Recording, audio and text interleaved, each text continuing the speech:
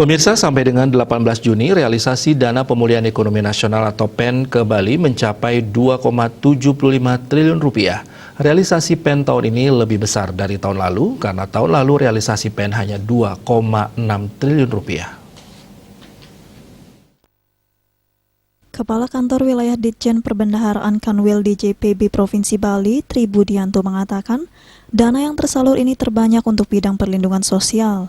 Ia menjabarkan ada 7 program dalam klaster perlindungan sosial, yaitu Bansos Tunai yang menyerap dana PEN sebesar 129,27 miliar rupiah, program sembako yang menyerap dana sebesar 172,61 miliar rupiah, bantuan pelaku usaha mikro BPUM yang menyerap dana 135,93 miliar rupiah, kuota internet sebesar 236,82 miliar rupiah, BLT dana desa 77,17 miliar rupiah, program keluarga harapan PKH menyerap 138,74 miliar rupiah, dan kartu prakerja menyerap 243,88 miliar rupiah.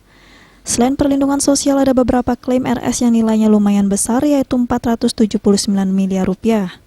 Klaim RS tersebut untuk penanganan pasien COVID-19 mengingat masyarakat yang sakit dirawat secara gratis dan dibayar pemerintah. Selain itu, dana PEN juga digunakan untuk beberapa kegiatan dari kementerian yang diarahkan pada kegiatan padat karya, seperti Kementerian PUPR dengan anggaran 143,91 miliar rupiah yang mampu menyerap 6.480 nakar.